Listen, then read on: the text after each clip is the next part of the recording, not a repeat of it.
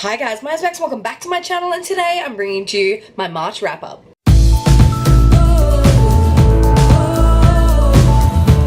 It is that time again, guys. It is time to tell you guys what I read in the month of March, and as usual, I'm very excited to share with you guys what I read in the month of March. However, let's go through a few elephants in the room. First of all is I got a new ring light. I am really excited about it, but it's massive and I'm still getting used to how to use it with my camera and whether this is too washed out or how to use it basically. So for the next few videos you might have to bear with me with the lighting situation, and this is probably one of the last times that I will be filming in this spot.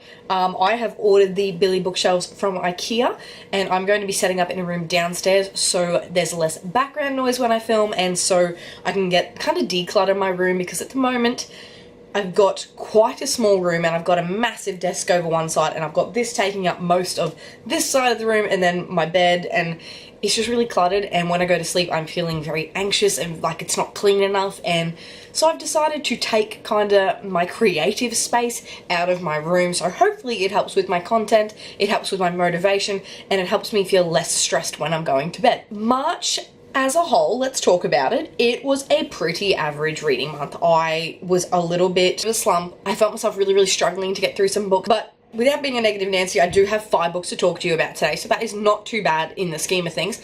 So without further ado, let's just get into the stats. So in the month of March, I ended up reading a total of 5 books, even though one of those books was a DNF, and it totaled 1,505 pages. This is my smallest reading month of the year so far, but I'm still excited to tell you about some of the books I read. So with regards to genre breakup, I read 3 fantasies, 1 horror, and 1 contemporary. In regards to type of book, I read 2 physical books, 1 ebook, 1 audiobook, and 1 graphic novel. And my ratings went from 1 1-star book / DNF, 1 3-star book, 1 3.5-star book, 1 4-star book, and 1 4.5-star book. So without further ado, let's just dive straight into the books, starting from my lowest rated book all the way into my highest rated book. The lowest rating book and my DNF of the month was Sawkill Girls by Claire Legrand. And I was really excited going into Sawkill Girls. I've been waiting to read this one for a while, and I started with the audiobook. Audiobooks are kind of those things where if I'm struggling to read it physically, I will dive into the audiobook to see if it assists me,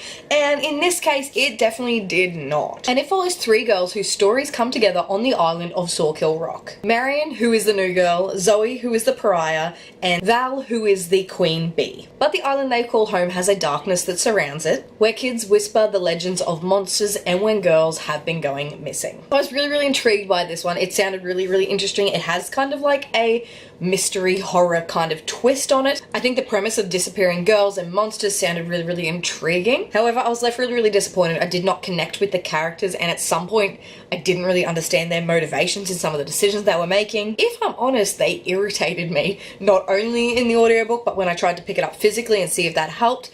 The characters just weren't my sort of people, and I didn't really like reading about them. I thought some of them were selfish, didn't think their characters made sense, and I found myself when I was reading this one on audiobook and listening to it, I was really intrigued, but as soon as I put the book down, I didn't want to pick it up. And this year I decided that I wasn't going to force myself anymore. So I DNF'd this one. I gave it a 1 stars.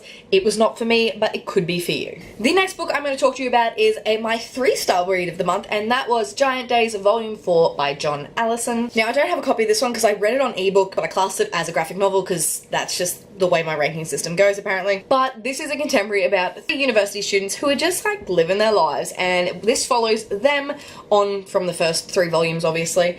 It's really enjoyable. The 3 main characters, Esther, Daisy, and Susan, are really relatable. They're really fun. I love seeing what they're doing, and this one's kind of just them getting back into college again, trying to look for a house to live in together because they don't want to live in the dorm rooms anymore, and it's really good. It's a fun read, and I can just immerse myself into Giant Days and just enjoy myself, even though I don't think it's the best thing I've ever read. It's really easy and really fun and just a good time. I think the artwork in Giant Days is really cute. It's nothing too intricate, but it's just, it kind of really suits the slice of life tale that's being told. This is probably not my favorite volume, but it's still good. Can't really complain about it, but it only gets a 3 stars. Moving on to my 3.5 star read of the month, and that was Four Dead Queens by Astrid Schultz, and I got this one from Alan and Unwin, so thank you very much, Alan and Unwin, for sending this one to me. I will leave a link to my full written review down below, so you can go check it out if you would like to know more of my thoughts. It is all spoiler free. And Four Dead Queens follows Kiralee Corrington. This young girl may seem harmless, but she is one of Kadara's most skilled thieves. When she sets her sight on a messenger with a package out for delivery, she finds herself on the run from her former employer and kind of swept up in a conspiracy that leaves all four queens dead. Immediately, the synopsis for Four Dead Queens really grabbed my attention. I was really excited about it, and one of the best things about this story is the world building. I think the world created in Four Dead Queens is phenomenal, and the concept of four queens running this like divided nation really interested me. I feel like the author really took the time to show us the history and not tell us about the history of Kadara, which I really appreciated. However, this one's kind of told in multiple point of view. So you start with Kiralee Corrington and then you go through kind of alternating perspectives between the four queens. So it's like Kiralee and then one of the queens, then Kiralee and then another one of the queens, and then Kiralee and the other queen, and then Kiralee and then the last queen. And that's how it kind of alternates throughout the book, which seems like a good idea, but the only character I could really connect with was Kiralee, and then the rest kind of were like, oh, a bit too underdeveloped for me to really adore. And I feel like the first half of this book, the plot was really lagging, and it really picked up in the second half, but unfortunately it just didn't hit the marks that I wanted it to. But this is only a debut novel, so I feel like there's a lot of promise for this author, and I feel like if this is her debut, I cannot wait to see what she does next. The next book I want to tell you about is my 4-star read of the month, and that is An Ember in the Ashes by Sabaa Tahir. This book is the Quarterly Club's book pick from February to April, and this world follows Leia, who is a slave, and Elias, who is a soldier, and both of them kind of feel trapped. So it starts out following Leia, who lives with her grandparents and her brother, and one night the marshals come and a mask comes, kills her grandparents, takes her brother, and she is on the run and now is going to try to get her brother out of the hands of the Marshall Empire. This is where her story interweaves with a mask named Elias, and he is a soldier and he doesn't want to be. He wants to run away from his duties. Being a mask means they are like the best fighters. They are brutal. Their mask kind of blends with their skin, and they are just told who to go kill. And somehow their destinies are intertwined, and it goes on from there. This book was so much more than I thought it would be. I haven't really decided whether I've given it 4 or 4.5 yet. I kind of went with 4, but I'm pretty sure it's a 4.5. I really enjoyed the story. I was engrossed through the whole way. I think the writing is beautiful, and I think the world is beautiful. However, I would have liked more about the world. I would have liked to see more of how it got this way rather than kind of dancing around why it is the way it is. I really connected with both of the characters, even though I did like Elias more than I liked Leia. I still think everything in this book was really good, and I cannot wait to see where it goes. I feel like Sabaa Tahir is kind of the writer who will like kill her darlings if she has to, and I'm kind of scared and nervous to see where she goes in the next book, but love this. And if you have read this or will be reading it this month, join us for the live show on the 27th of April on Bookroast channel, which will be at 10 or 11 p.m. British time, but go check out Bookroast channel for all the details. Okay, last book I want to talk to you about today, guys, is my ebook of the month, where I've got it on physical book now, so I'm going to show you what it is, but I think you'll be surprised because it is Into the Drowning Deep by Myra Grant, and this is the horror book of the month. Can you even believe? You guys know I don't read horror, and I don't know what intrigued me about this book, and I was just enthralled. I could only read this one during the day because it scared me.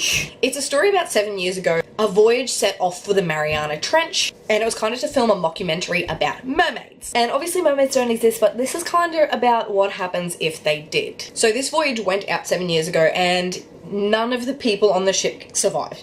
Nothing came back except an empty boat. And everyone's kind of called it a hoax. There was some video footage. We were sent back to Image Entertainment, which is the company that made this mockumentary, but everyone said that's a hoax, that's not real. And now a crew has assembled to go see what happened. And this kind of follows them. One of the girls that we follow, her sister was on the ship, never came back, and she's kind of like wanting to get to the bottom of it, but it's got scientists in it. It's really interesting. It's really creepy. It gives you very like I felt unsteady and that I would never go in the ocean again sort of vibe. But either way, I adored this. I think the writing was great. It was creepy. It was enthralling. I think it's one of those books where you can't really put it down because you're so involved in the story. I think it was really, really well written, and I feel like I didn't know what I was getting myself into going into it, but I'm so glad I did because I kind of enjoyed being scared. I really enjoyed the way this story was told and how it unfolded, and the ending. I feel like the ending could have given me a little bit more. I don't know what, but just something else to really push this to the 5-star, but it didn't.